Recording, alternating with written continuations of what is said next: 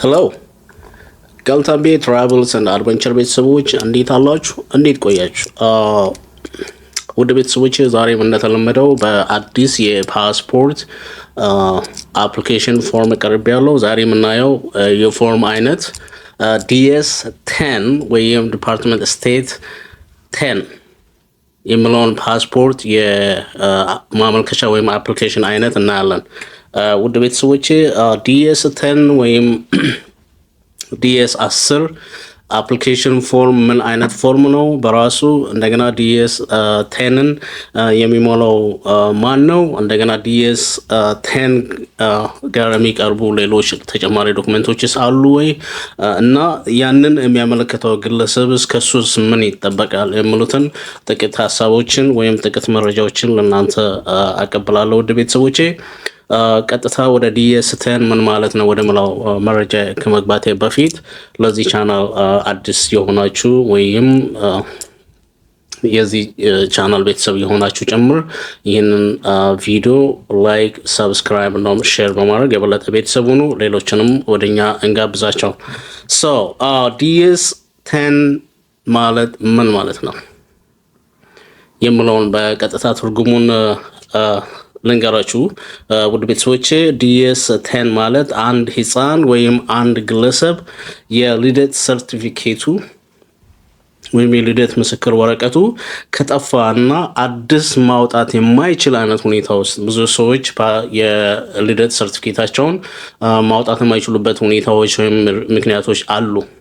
ነገር ግን እንደዚህ አይነት ሰው ድጋሚ የልደት ሰርቲፊኬቱን በአስቸኳይ ወይም እሱ ለፓስፖርት ወይም ትራቭል ለማድረግ ፈልገው ያንን የልደት ሰርቲፊኬቱን ማግኘት ወይም ድጋሚ ማውጣት ሳይችል እንዲሁም የልደት ሰርቲፊኬቱ ሳይደርሰው 1 ዓመት በላይ ካስቆጠረ ይህንን ዲኤስ 10 የፓስፖርት አፕሊኬሽንን በመሙላት ለፓስፖርት ኢሹ እንዲደረግለት ማመልከት ይችላል ማለት ነው። ይህን ያልኩበት ውድ ቤተሰቦቼ አብዛኛውን ጊዜ ያው የፓስፖርት አፕሊኬሽን ፎርሞች ዲዛይን የሚደረጉት እዚህ አገር ባለው የሁኔታ ነው። ኦኬ ሶ እዚህ ባለው ካልቸራቸው ላይ አንድ ህፃን ልጅ እንደተወለደ ወይም ከተወለደ በጥቂት ሳምንታት ወይም ወራት ውስጥ የልደት ምስክር ወረቀቱ ይላክለታል ማለት ነው ወይም ይሰጠዋል። ነገር ግን አንዳንድ ኬዞች አሉ የልደት ሰርቲፊኬታቸው ኦን ታይም ወይም በጥቂት ሳምንታት ወይም በአመት ባላነሰ ጊዜ ውስጥ የማያገኙበት ሁኔታዎች አሉ። ለምሳሌ አንዲት እናት ልጇን ትወልዳለች። ነገር ግን የልጁን አባት ካላወቀች የልጁ አባት ባዮሎጂካል ፋዘሩ የማን እንደሆነ ያ ነገር ፋይንድ አውት እስኪደረግ ምናልባትም የዲኤንኤ ምርመራ ውጤቱ እስኪረጋገጥ እስኪመጣ ድረስ የልጁ በርዝ ሰርቲፊኬት ላይ ምክንያቱም በልጁ በርዝ ሰርቲፊኬት ወይም ልደት ምስክር ላይ የአባቱም የእናቱም ስም መግባት ስላለበት ማለት ነው። ሶ ያ የዲኤንኤ ምርመራ ወይም ሌሎች ኢሹዎችም ሊሆኑ ይችላሉ። ያንን ይሄ የልደት ወይም ሰርቲፊኬት ምስክር ወረቀት የሚሰጠው ሁኔታ ቢሮው ያንን መረጃዎች እስኪሰበሰብና ውጤቱ እስኪደርሰው ድረስ የልጁን የኦሪጂናሉን የበርዝ ሰርቲፊኬቱን ሆልድ ሊያደርግ ይችላል ማለት ነው። ሶ በዚህ ጊዜ ምናልባት ልጁ ወይም የልጁ ቤተሰቦች ከዛ ልጅ ጋር ከአሜሪካ መውጣት ወይም ሌላ አገር ለቫኬሽን ሊሆን ይችላል ወይም ኤኒ ሪዝን መውጣት ሲፈልጉ ልጁ የግድ ፓስፖርት ያስፈልገዋል። ነገር ግን የልደት ሰርቲፊኬቱ ሂደቱ ገና ፕሮሰስ ላይ ነው። ሶ በዚህን ጊዜ ለልጁ ፓስፖርት ማውጣት ከፈለጉ የሚሞሉት የፎርም አይነት ነው ዲኤስ 10 የሚባለው።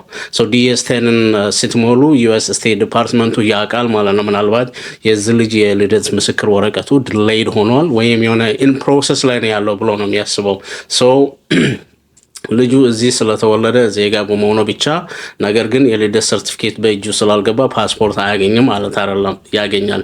ለዛውም ይሄንን የዲኤስ 10 ፎርሙን ሞልቶ ከዲኤስ 11 ጋር አብሮ ለስቴት ዲፓርትመንት በማመልከት ፓስፖርቱን ማግኘት ይችላል ማለት ነው። ሶ እንደዚህ አይነት ኬዞች ሲገጥሙ እንደነገርኳችሁ አንዳንድ ቤተሰቦች የልጃቸውን አባት በትክክል ካላረጋገጡ ምናልባት የዲኤን ቅድም እንደነገርኳችሁ የዲኤንኤ ምርመራው እስኪረጋገጥ ድረስ የልጁ ፓስፖርት በሂደት ላይ ይቆያል ማለት ነው። ሶ የተለመደው እዚህ ሀገር ልጆች በተወለዱ በ2 ሳምንት ወይም በጥቂት ወራት ውስጥ የልደት ምስክር ወረቀታቸውን ያገኛል። ነገር ግን በዚህ ኬዝ ምናልባት እስከ 1 ዓመት ድረስ ለልጁ የፓስፖርት የልደት ሰርቲፊኬቱ ካልደረሰው ይሄ ልጅ የግድ አገር ቤት ወይም ከአገር ውጭ መውጣት ሲፈልግ ፓስፖርት ማመልከት ይችላል ማለት ነው። ሶ ያኔ ይህንን ዲኤስ 10ን በመሙላት ፓስፖርት ማግኘት ይችላል ማለት ነው። ሶ this is the only purpose የዲኤስ 10 ዋነኛው ዓላማ የልጁ በርዝ ሰርቲፊኬት ገና አልመጣም ወይም ሂደት ላይ ነው ፕሮሰስ እያደረገ ስለሆነ የሚለውን ስቴት ዲፓርትመንቱ ክሊርሊ ያውቃል ማለት ነው። ሰው ውድ ቤተሰቦቼ ይሄኛውን ፎርም ይጠቅማል። ምናልባት በእያንዳንዳችን ህይወት ላይ ባይገጥምም ይሄ ፎርሞቹ ቀደም ብዬ በሰራኋቸው ቪዲዮቼ ላይ እንደነገርኳችሁ አብዛኛው ፎርሞች የዚህን ሀገር ሁኔታ ግንዛቤ ስለማስገባት ስለሆነ ሜቢ ዳይሬክትሊ የኛን ሲቹዌሽን ወይም ላይፍ ተች ላይ ያደርግ ይችላል። አሁንም በደጋሚ እነግራለሁ እና እንደዚህ አይነት በጣም ብዙ ሰው አስቦ ማያውቃቸውን መረጃዎችን ማመጣው በራሴ ዝም ብዬ ተነሳሽነት ሳይሆን ህጉ ስለሚፈቅድ ምናልባትም በእንደዚህ አይነት ሁኔታ ውስጥ ያሉ የኛም አገር ሰዎች ሊኖሩ ይችላሉ በመል ምናልባት ይጠቅማል በመል ይሄን መረጃ ለእናንተ ማመጣውና ውድ ቤተሰቦቼ በምንም አይነት ሁኔታ ውስጥ እናንተ እንኳን ብትሆኑ ቤተሰቦቻችሁ ቢሆኑ ልጆች እንኳን ቢሆኑ በምንም አይነት ሁኔታ ውስጥ ብትሆኑ ወይም ብትኖሩ ፓስፖርት ማመልከት ስትፈልጉ ኤቭሪ ዳይሬክሽን ኦፕሽኖች አሉ ወይዎች አሉ። ሶ ይሄንን ነገር ክሊር ለእናንተ ማድረግ ፈልጋለሁ። ሶ ዲኤስ በእንደዚህ አይነት ሁኔታ ውስጥ ያለ ሰው ዲኤስ 10ን ከዲኤስ 11 ጋር አብሮ በመሙላት ለአዲስ ፓስፖርት ማመልከት ይችላል፣ ፓስፖርትን ማግኘት ይችላል ማለት ነው።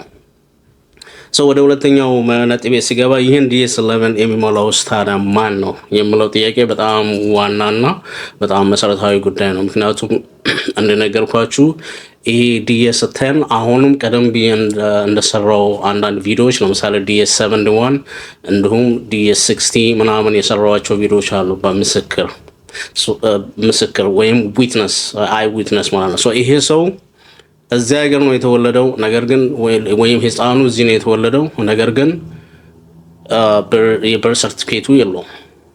በርዝ ሰርቲፊኬቱ ስለሌለ ይሄ ልጅ እዚህ ስለመወለዱ ምስክር የሚሆን ሰው ያስፈልጋል ማለት ነው። ኢንስቴድ ኦፍ ልክ የበርዝ ሰርቲፊኬቱን ወክሎ ለምስክርነት አንድ ሰው መቅረብ አለበት ማለት ነው ለዚህ ልጅ ወይም ለዚህ ሰው ይሄንን ዲኤስ 16 ወይም ዲኤስ 10 ለመሙላት። ስለዚህ ይሄ ሰውዬ ይሄንን ዲኤስ 10 የሚሞላው ለፓስፖርት የሚያመለክተው ሳይሆን ያንን ለሚያመለክተው ሰውዬ እንደ ምስክርነት የተመረጠው ወይም የቀረበው ሰው ነው። ይሄንን ዲኤስ 10 የሚሞላው ሲሞላ ምንድነው ይሄ ልጅ እዚህ ነው የተወለደው የራሱን ማስረጃዎችን ይናገራል ማለት ነው። ይሄ ልጅ እዚህ ነው የተወለደበት የሆስፒታል ስም ይሄ ነው፣ የሆስፒታል ሰርቲፊኬትም አለው፣ በዚህ ቀን ነው የተወለደበትን ዕለት አስታውሳለሁ፣ የተወለደበትን ቀን አስታውሳለሁ ብሎ እነዚህን መረጃዎችን እነዚህ ሳፖርት የሆኑ ነገሮችን ከዲኤስ 10 ጋር ለዚህ ልጅ ይሞላል ማለት ነው። ሜንሊ ብዙውን ጊዜ ይሄ ነገር ሀፕን የሚያደርገው እናት ናት። ምክንያቱም ለልጇ ቅርብ ተጠሪ የወለደችው እሷ ስለሆነች እሷ ነው ልትሞላ የምትችለው። ይሄንን ብዙውን ጊዜ እንደ ዊትነስ ማለት ለምሳሌ እናቱ ነኝ ነገር ግን ልጄ እዚህ ተወልዷል ለልጄ ፓስፖርት አወጣለሁ ያለ ዲኤስ 10 ብትል ላይሰራላት ይችላል። ምክንያቱም ልጅ ስለመሆኑ ምን ማስረጃ አለን ይሏታል። ያኔ ልጅ የተወለደበት ይሄ ቀን ነው፣ የተወለደበት ሆስፒታል ይሄ ነው፣ እኔ ደግሞ የልጁ እናት ነኝ ይሄው መታወቂያ ብላ ራሷ ለልጇ ምስክር ሆና ልጇ ፓስፖርት እንዲያወጣ ኢቭን እሷ ባትችል እንኳን ሌሎች ለምሳሌ የእሷ ቤተሰቦች ወንድም እህት ምናምን ካላት ለዚህ ሰው ወይም ለዚህ ህፃን ምስክር ሆኖ ይሄንን ፓስፖርት ልጁ እንዲያገኝ ማድረግ ይቻላል ማለት ነው። ዲኤስ 10 ይሄንን ዲኤስ 10 የሚሞላው እንደ ምስክርነት የቀረበ ሰው ነው የሚሆነው፣ አመልካቹ አይደለም ማለት ነው። ቀጥሎ የምንመለከተው ከአመልካቹስ ምን ይጠበቃል ነው።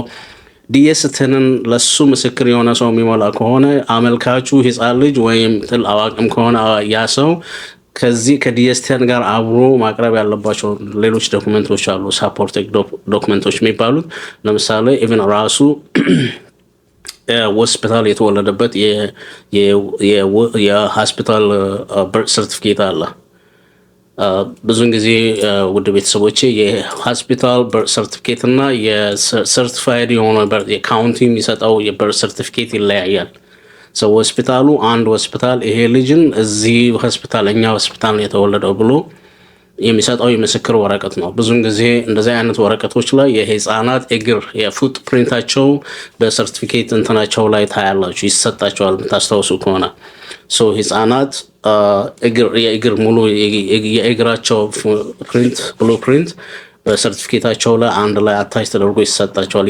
ያ የሆስፒታል ሰርቲፊኬት የሚባለው። ውድ ቤተሰቦቼ ወደፊት ወይም በሚቀጥሉት ቪዲዮዎች ላይ ስለ ሆስፒታል በርዝ ሰርቲፊኬት እና ስለ ሬጉላር ወይም ስለ ሰርቲፋይድ ስለሆነው የበርዝ ሰርቲፊኬት ወይም ካውንቲ ስለሚሰጠው በርዝ ሰርቲፊኬት ልዩነቱን አመጣለሁ በቪዲዮ። ምክንያቱም ብዙ ሰው ኮንፊውዝ ይሆናል። ስራ ቦታ ላይም አንዳንድ ሰዎች ባለማወቅ የሆስፒታሉን በርዝ ሰርቲፊኬት ልክ እንደ ትክክለኛ የበርዝ የልደት ምስክር አድርገው ለአፕሊኬሽን ሳመጡ አስተውዬ ያውቃለሁ። ብዙ ኬዞችም ገጥሞኝ ያውቃል።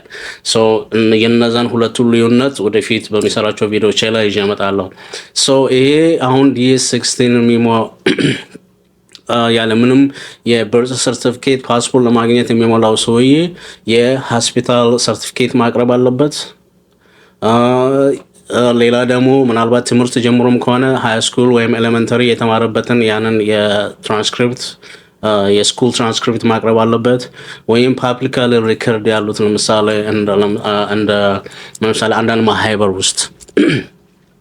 አንዳንድ ማህበር ውስጥ እንደ ቮለንተሪ የሰራ ከሆነ ከዛ እዚህ ማህበር ውስጥ እንደ ቮለንተሪ ሰርቻለሁ ብሎ ያንን የማህበር የሰራበትን የማህበር ማህተም ያለው ህጋዊ ወረቀቶችን እንደ ሳፖርቲቭ ዶክመንቶች ያቀርባል ማለት ነው ከዚህ ከDS10 ጋር። ስለዚህ እነዚህን ሶስቱን በተለይ ፓብሊክ ሪከርዱስ በተለይ ቮለንተሪ የሰራ ወይም ያገለገለበትን ዶክመንቶችን ያቀርባል። የሆስፒታል ሰርቲፊኬትን ያቀርባል እና የኤሌመንተሪ ወይም የሃይ ስኩል የተማረበትን እነዚህን ሶስቱን ከDS10 ፕላስ ከDS11 ሁሌም እንደምናገረው ማንኛውም ሰው እንደ አዲስ ፓስፖርት ማመልከት ሲፈልግ የሚሞላው የፎርም አይነት ነው DS11። ይሄ ሰው እነዚህን 5 ነገሮችን DS10፣ DS11 የሆስፒታል በርዝ ሰርቲፊኬት፣ የሃይ ስኩል የጨረሰበት ወይም ኤሌመንተሪ የጨረሰበት ወይም እየተማረ ያለበት ሪከርድ ወይም ትራንስክሪፕት ኦር ፓብሊክ ሪከርድስ ለምሳሌ በቀደም እንደነገርኳቸው ቮለንተሪ ሆኖ የሰራባቸው አንዳንድ ምንድነው የሚባለው ኮሚኒቲ ሰርቪስ ምናምን ነገር እነዚህን ዶክመንቶችን አታች አድርጎ ያለምንም በርዝ ሰርቲፊኬት ፓስፖርት አመልክቶ ማግኘት ይችላል ማለት ነው። ውድ ቤተሰቦቼ ለላለፋት ሳምንታት የሰራኋቸው ተከታታይ ቪዲዮዎች እያንዳንዱ የሚጠቁማችሁ አይ ቲንክ ይመስለኛል DS7 እንደሆነ የመጀመሪያ የሰራሁት ቪዲዮ ላይ አንድ ሰው ያለ ምንም መታወቂያ ራይት እንደዛ ይመስለኛል አንድ ሰው ያለ ምንም መታወቂያ ፓስፖርት ማግኘት እንደሚችል። ቀጥሎ ደግሞ የሰራሁት አንድ ሰው ያለ ምንም አሁን ይሄኛው ደግሞ አንድ ሰው ያለ ምንም በርዝ ሰርቲፊኬት ምንም አይነት በርዝ ሰርቲፊኬት ከሌለው ፓስፖርት የሚያገኝበት ምንም አይነት ነገር ሳይኖራችሁ እናንተ እዚህ ሀገር በመወለዳችሁ ወይም የዚህን ሀገር ሲቲዝንሺፕ በማግኘታችሁ ብቻ ፓስፖርት አፕላይ አድርጋችሁ ማግኘት እንደምትችሉ ህጉ ያስቀምጣል፣ ህጉ ይፈቅዳል። ከእናንተ የሚጠበቀው በእንደዚህ አይነት ሁኔታ ውስጥ ያሉ ሰዎች ከነሱ የሚጠበቀው ምንድነው? ለምስክርነት ወይም የሚመሰክርላቸው on behalf of them ሆኖ ያንን ነገር ወይም በጣም briefly explain የሚያደርግ ሰው ብቻ ነው የሚያስፈልጋቸው ማለት ነው። እና ሌሎች ተጨማሪ ላይ ቀደም እንደገለጽኩላችሁ ሳፖርት የሆነ ዶክመንቶችን ማቅረብ ነው። እነዚህን ዶክመንቶች ያቀረበ ሰው በምንም አይነት ሁኔታ ውስጥ ቢሆን የአሜሪካንን ፓስፖርት ማግኘት ይችላል። አስሎንጋስ የአሜሪካን ሰርቲፊኬት ካለው ወይም እዚህ ከተወለደ ወይም ሲቲዝንሺፕ ሆኖ ያን የሲቲዝንሺፕ ሰርቲፊኬት ካገኘ ማለት ነው። ውድ ቤተሰቦቼ የዛሬውን ቪዲዮ ለማስታወስ ያህል DS10 ነው። DS10 ማለት ቀደም ሲልም እንደገለጽኩላችሁ አንድ ሰው ወይም አንድ ህፃን የልደት ሰርቲፊኬቱ ከጠፋ ወይም መልሶ ያንን የልደት ሰርቲፊኬቱን ማግኘት ማይችል አይነት ከሆነ ወይም ደግሞ በአንዳንድ ምክንያቶች የልደት ሰርቲፊኬቱ ሌት ሆኖ ከ1 ዓመት በላይ ፕሮሰሱ ከፈጀ ያንን ፕሮሰሱ አልቆለት አዲስ የልደት ሰርቲፊኬቱን በእጁ እስኪያስገባ ድረስ ምናልባት ከዚህ ሀገር መውጣት ፈልጎ ለፓስፖርት ማመልከት ከፈለገ የሚሞላው የፎርም አይነት ነው DS10 ማለት ባጭሩ። ሰው ውድ ቤተሰቦቼ ይሄኛውን ቪዲዮ ምናልባት ለእናንተ ትንሽ የተሻለ ሂንት ወይም ኢንፎርሜሽን ከሰጣችሁ ይህንም ቪዲዮ ሊያውቅ እንደተለመደው ላይክ፣ ሰብስክራይብ እና ሼር ማድረጋችሁን እንዳትረሱ። በሚቀጥሉት ጥቂት ሳምንታት ውስጥ ይዤላችሁ የሚመጣው የፓስፖርት ፎርሞች አሁንም አላለቁም። ይህንን ቻናል በደንብ ተከታተሉ። አንድ ጥሩ ነገር ትማራላችሁ ብዬ ተስፋ አደርጋለሁ። በሚቀጥለው ቪዲዮ እስክንገናኝ ድረስ ሰላማችሁ ይብዛ። ቴንክ ዩ ባይ